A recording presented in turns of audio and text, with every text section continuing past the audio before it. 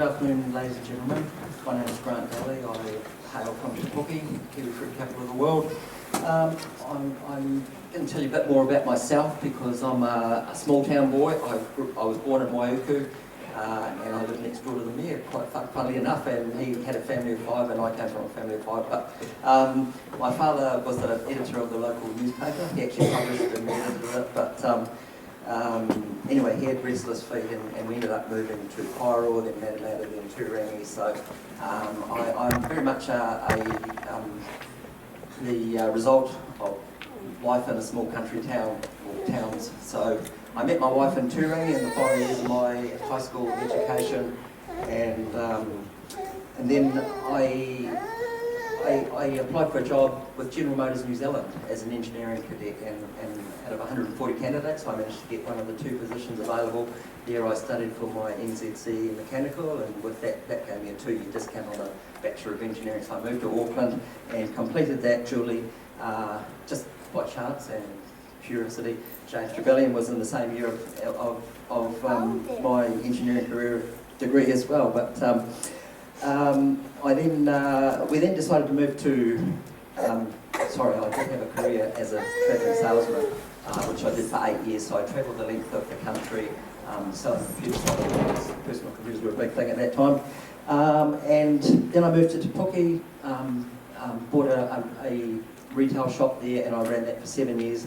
And then I got involved with community groups, Creative Te Puke, Environment Te Puke, and then we established a new walkway cycleway group in 2012, and I've been the secretary of that ever since. So as a community groups, I was the secretary, and governance for those groups is very similar to council or community boards. If you operate it correctly, it's all about agenda setting and minute taking and deciding on what you want to do. So I got onto the community board in 2010, council 2016. I became an RMA commissioner, which I have been for the last 6 years.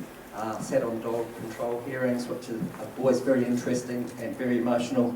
My mayoral aspirations, obviously, I would like to take an inclusive leadership approach, involve all the councillors in all the decisions as much as possible. I've only got 1 vote, so just like all the other councillors, so you've got to utilise the strengths and the talent within your team, and so we would need to put the right people in the right places to get the right result. Rates affordability, you've told us that's the biggest issue this election, I think, and we certainly, with the commitment that you've heard today, I'm sure we'll be able to make some progress on that. What's the last thing I was going to say? So, yeah, that's right. Open, inclusive, more thorough consultation with the community when we develop our plans, annual plan, long-term plan. We really need to get out and talk to the people more, understand exactly what the community wants from council.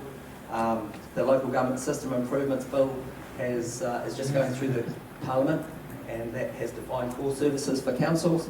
And we're going to have a serious discussion about what is considered core, what is considered a well-being, because the 4 well-beings have been removed. Do we want to retain any of them, or how much are we going to take how much are we going to cut from those well-beings to reduce the council rates? There is savings to be made in that area, but a lot of those areas are, valued by the community. So, have I still got 30 seconds? Thank you very much, everyone. My website is grantdaly.nz. I've outlined a lot of my policies and ideas on there, so please go and check that out.